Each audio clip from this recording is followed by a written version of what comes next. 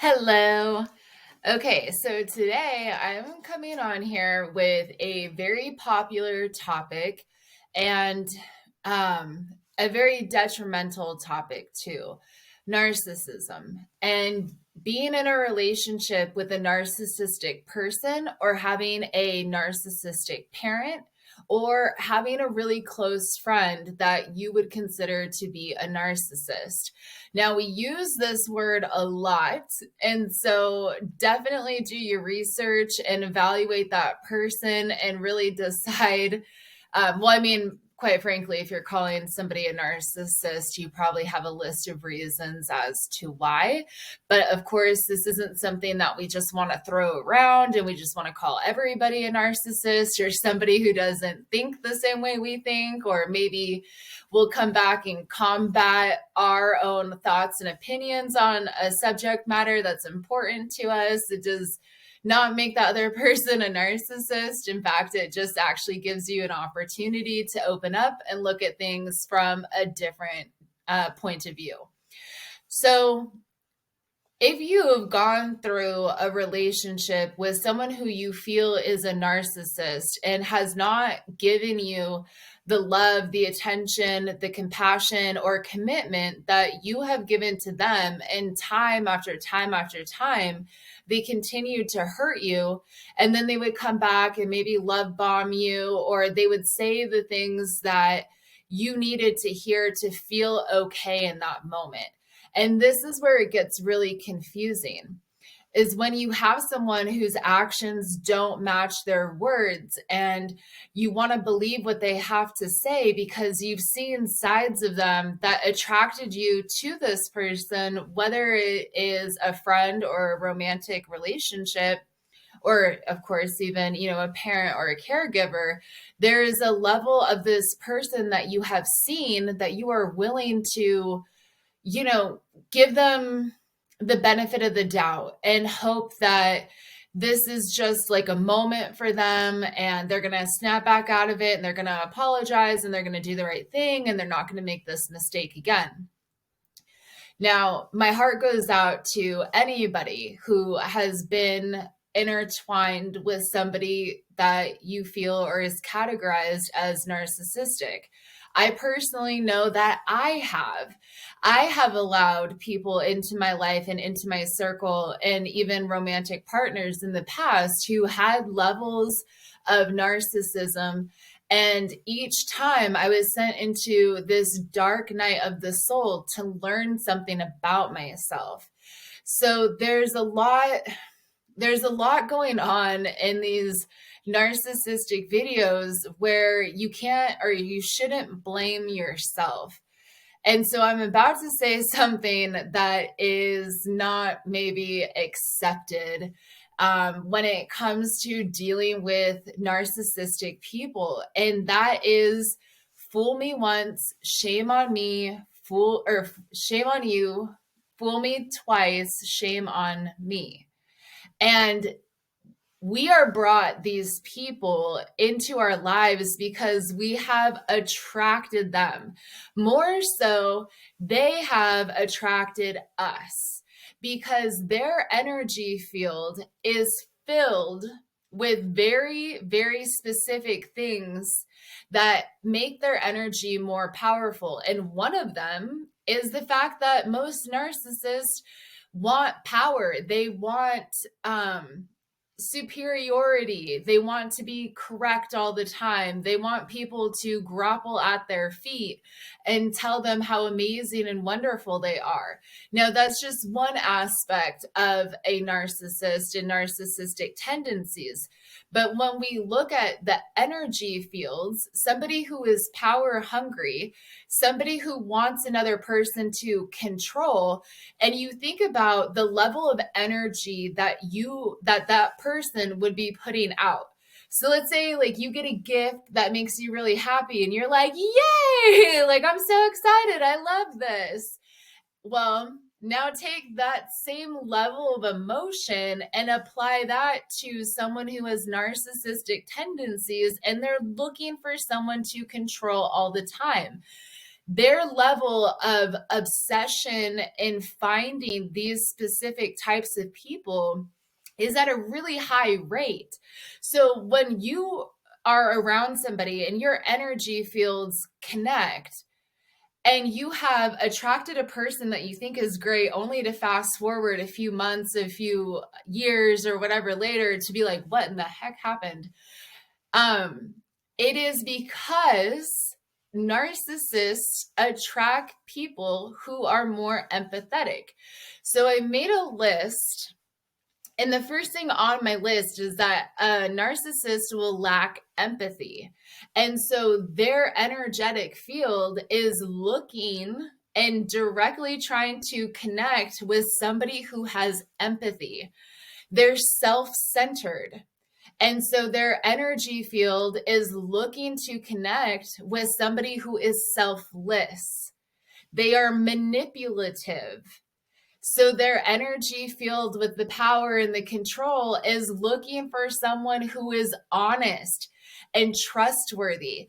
And if you have the traits of honesty and trustworthy, the reason why we get so blindsided is because we don't understand how someone else could be this way, which makes anybody who is empathetic, who is selfless, wanting to do for others, who is honest in their words and the stories that they share, that is a trustworthy person, it blindsides them, it flabbergasts them that somebody else would be so capable of doing these things. It's almost like you've heard about it, but you haven't experienced it, or you haven't experienced it in a detrimental level in your life, right?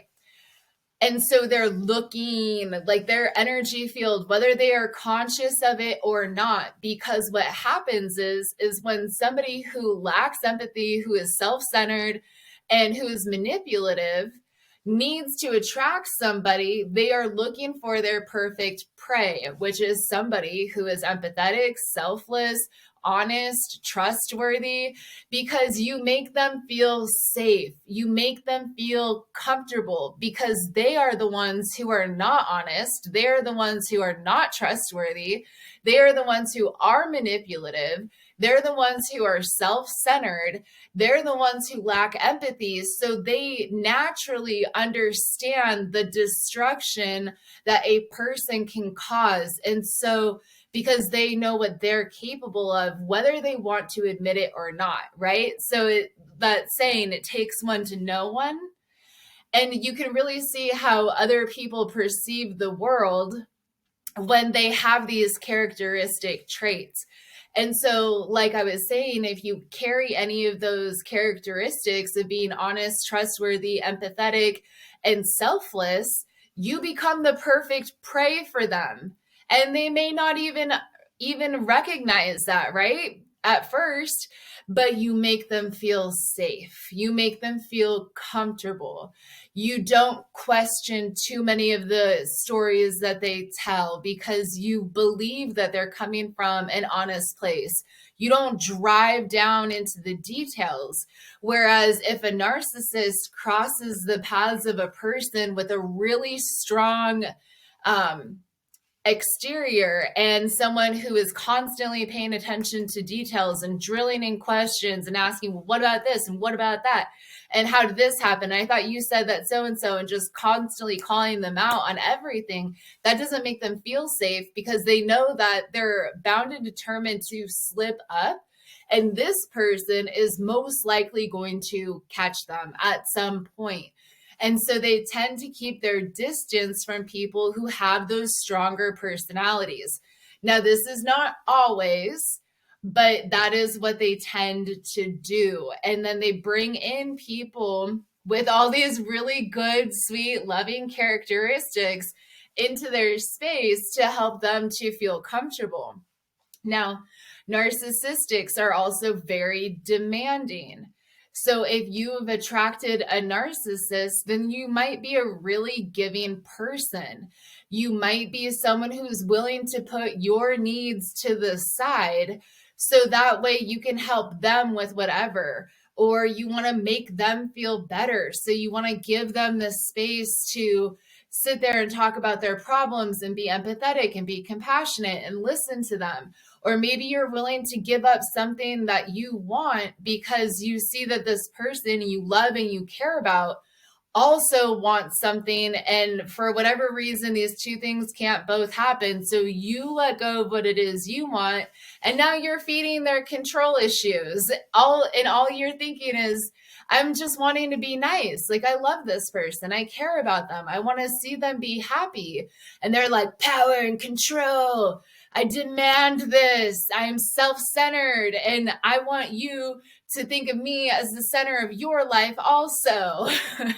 And it's so crazy how this happens because they don't just come in, all arrogant and stuff and demanding, because you wouldn't want anything to do with them right away.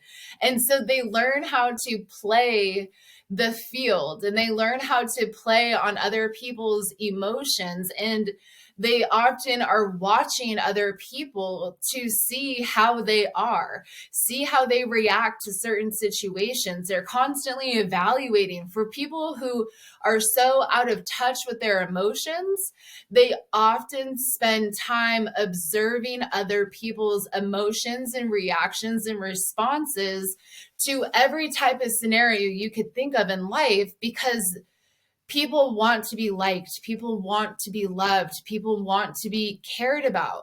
And even narcissistic people do too. Even though they lack those feelings, there's still something there. Maybe it's just the control, but there's still something there that they do want to receive attention from the people around them. So instead of genuinely feeling the emotions and corresponding from a place of compassion, it's almost like acting. It's like, okay, well, I saw this happen, a couple years ago, and this person responded like this, and so therefore I'm gonna say the same things I heard, or I saw this in a movie once, and this is how they responded, and this is how they felt. So then we also have entitlement as a narcissistic trait. And you might be somebody who is responsible. You are a responsible, humble, modest, giving, honest, trustworthy, selfless, empathetic person. And they're entitled. They feel that they deserve whatever it is they want for whatever reason that they want it. And they can throw out any justification and any excuse. And if you are an honest, trustworthy, loving, compassionate, empathetic, giving person, you're going to be like, okay, I understand. I understand why you did this. I'm going to, make justifications and excuses for your behavior, but I'm not going to call them justifications and excuses. I am going to say that I'm doing this because I love you. I'm doing this because I understand why it's important to you. I'm going to take the back burner on this one because it's just really not worth the fight right now. It's not as big of a deal as you are making it out to be, so you must have had a bad day. You're not normally like this. I have seen other sides of you, and I know you don't mean what you're saying right now.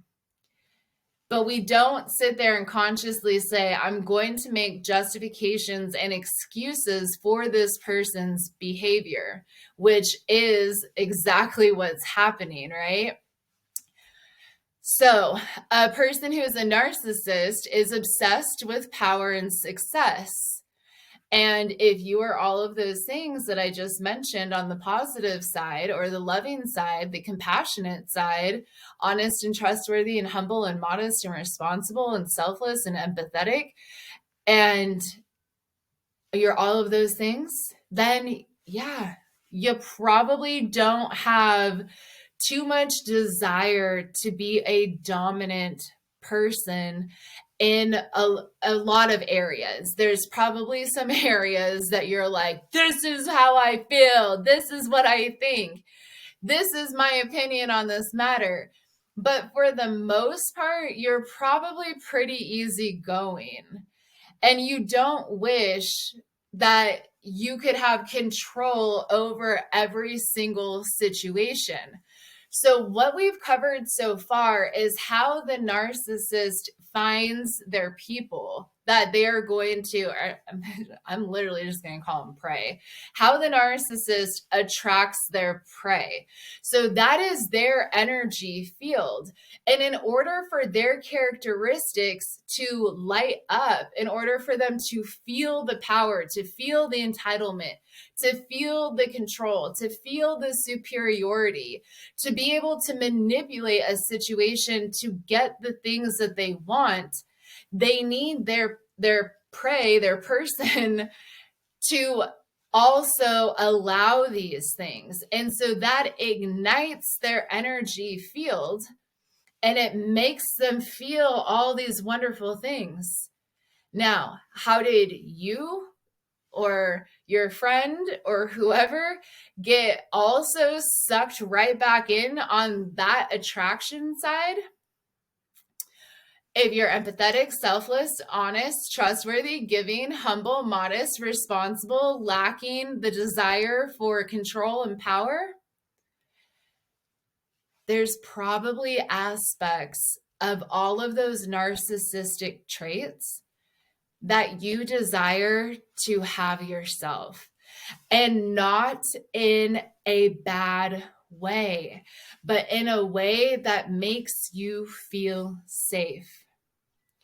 If you go to the restaurant and you don't get what you ordered, if you are dating someone who has no issues calling over the waiter and sending that food back or refusing to pay for it, maybe, or you are waiting for a parking spot and somebody else swoops in and takes it, wouldn't it be nice to just have somebody to send that food back, to, say something to the person that's, well, I don't think a parking spot's really that big of a deal, actually, but something like that, to be able to come through and defend you will make you feel safe. There's something that is attractive about a person who naturally comes in and is able to assert power or assert control over a group of people. But we like to assume that most people are good people and that they just naturally have these ways about them. Now, here's the cool thing. When you start to build those characteristics for yourself, you become that powerful leader, that person that is able to be assertive in the right times for yourself. And you will always have the ability to have a leadership type style where people trust you, where people know that you're honest, where you can, maybe you move into like a management position or a supervisor position, you will be humble, you will be fair, you will communicate what's necessary with compassion and with love. But if you're still in that stage where you're attracting the narcissist, your energy field is lighting up because this person has something that is in your shadow self. So Carl Jung, he talks about the shadow self. And if you are not aware of what shadow work is, I would go watch some videos. Carl Jung, that's Jung. Go and watch some videos on what the shadow self is, because paying attention to your shadow self is going to allow you to step into your power. Your shadow self is aspects of your character that you were essentially told that you cannot have.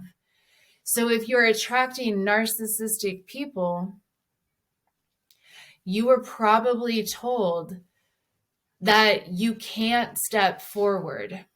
Don't speak up, sit down. You're not smart enough. You can't answer that question. You can't play that sport. Are you kidding me? You thought you could do that?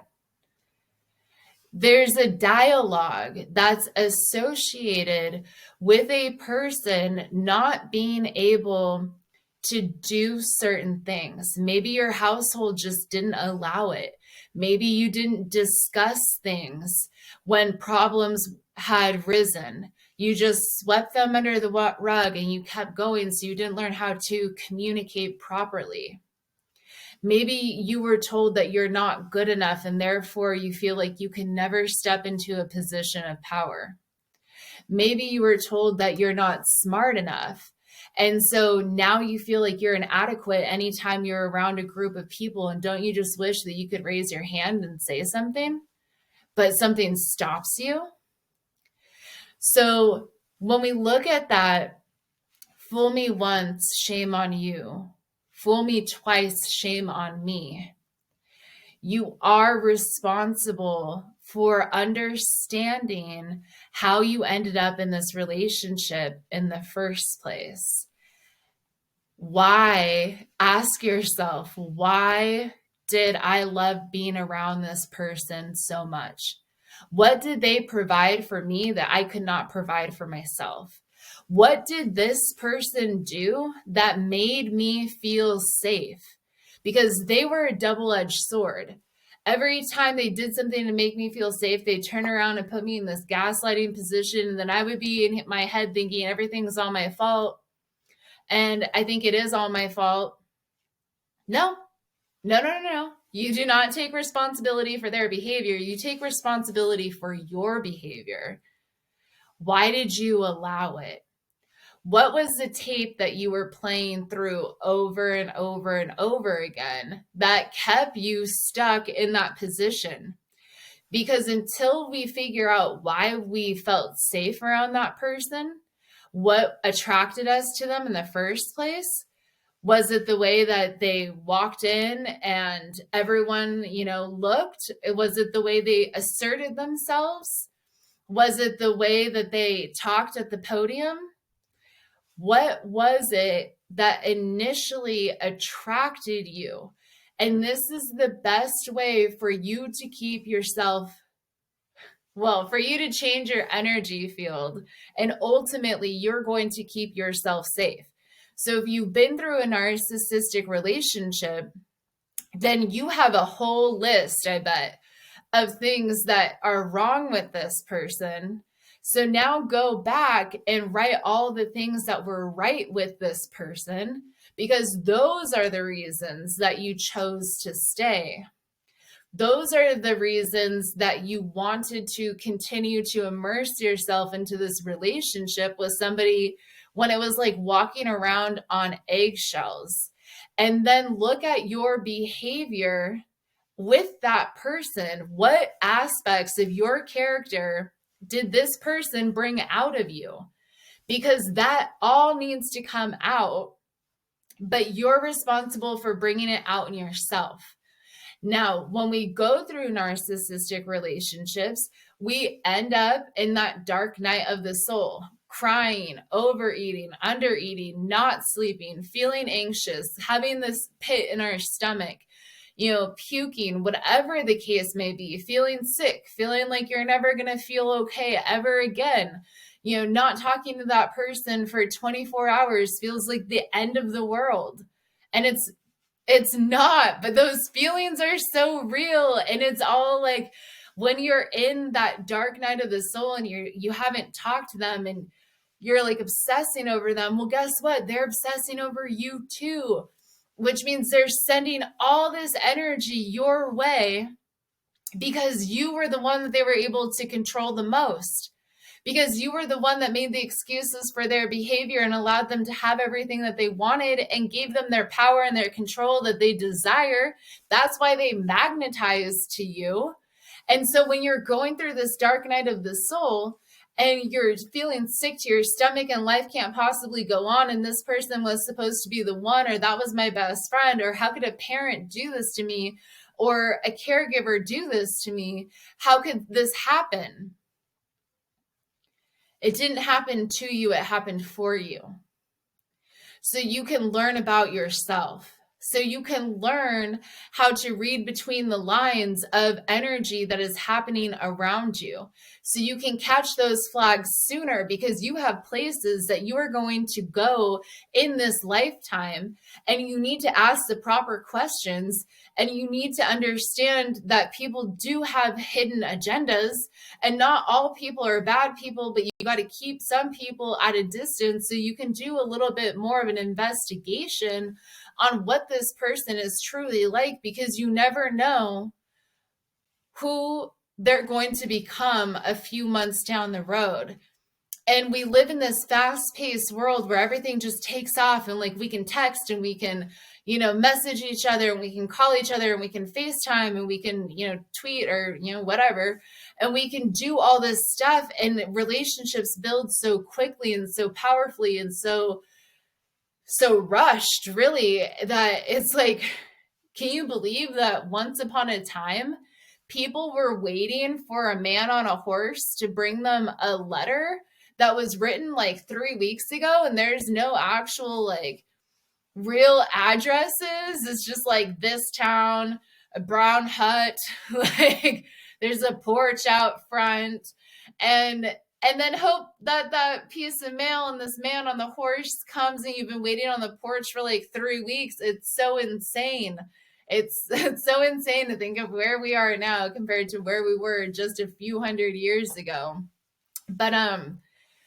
But it is our responsibility. It's our responsibility to, after we've gone through something like that, figure out what our warning signs are, what it is that we need to change about ourselves so we don't fall back into that same pattern. Because if you don't change your electromagnetic field and you don't change what you are sending out because you haven't done the work on the inside, because you haven't learned how to make yourself feel safe in certain situations, then you're going to continue to attract these narcissists. And like I said, they don't come in all crazy and arrogant and demanding and controlling.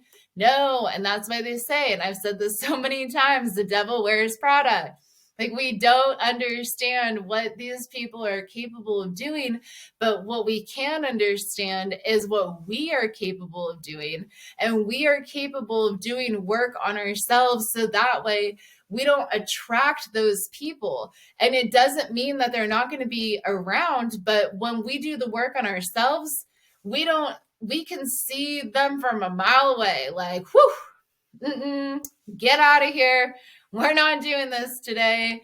Like, you can be my friend, but send me an email. You don't get my phone number. Like, you'll see it and you'll be automatically protected. And if things change over time and what you thought was a red flag maybe wasn't actually a red flag, or you misread something, guess what? You haven't invited them over. So they don't know where you live.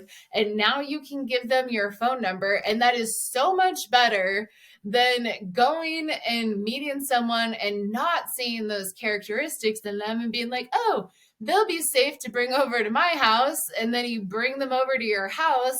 Fast forward a couple of months, you're blocking them from your phone. And now you're afraid because they know where you live. And it's like, you don't want to repeat that mistake way too many times or find yourself indebted in these relationships because you didn't even know your own worth to begin with. And so when you work on yourself and you raise your vibration and you love yourself more and you make yourself feel safe and you've done the work, you're going to attract the right person. You are going to attract the right people, the right friends, because you are the company that you keep, right? You want to keep immersing yourselves into groups with people who are doing what you want to do, that are doing more than what you want to do, that have been doing what you want to do for a really long time, or that are in hobbies that you want to be a part of, or playing sports that you barely know the rules to, but you know that you want to play. And if you are in a position where you don't feel worthy, you're not going to want to be around them. Or even if you get around them, you may shut down and not share anything and not build any real relationships, and then end up leaving that space or that circle because you haven't built any bonds with anybody because you were too afraid to build the bonds because you didn't feel that you were worthy of being around these people. But all of it is tuning in and doing the work and figuring out exactly what you need to make yourself feel loved, feel safe, and feel comfortable. You are not responsible for their behavior. You're not responsible for the things that they put you through, but you are responsible for what you did. You are responsible for the justifications and excuses that do make sense, right? When you really don't want to see that side of that person or believe a truth that you're being shown, you tell yourself a story, you tell yourself a justification, you tell yourself an excuse, and then all of a sudden you feel better.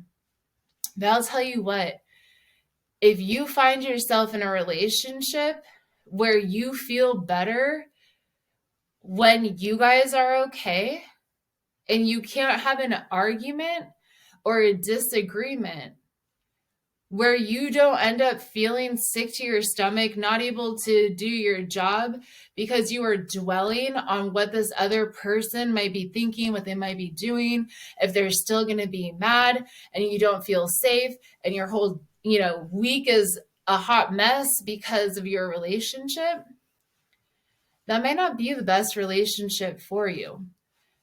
You should be seeking for someone who can communicate, someone who can communicate and say, I really don't want to talk about this right now because I'm really upset. And I'm not going to say anything that's beneficial at this point in time, but I am willing to set it to the side and we can revisit it later. Whether that's a couple hours later or a couple days later, whatever it is that that person needs in order, or whatever it is you need in order to be able to come back together. But you deserve someone who's also willing to let it go in that moment, because you don't deserve to have things held over your head for days on end. Just because one thing upset them, all of a sudden it shatters the entire relationship. I understand that sometimes there are disagreements with people that you need to separate for a moment, an hour, 2 hours, 3 hours, 4 hours, whatever the case may be, maybe even 24 hours before you can come back together because things got so heated. But it shouldn't change the dynamic of every aspect of your relationship because this fight that wasn't present, 24 hours before, 5 hours before, 30 minutes before, is now present. It shouldn't change the way that they treat you. If they need time or you need time, take that time.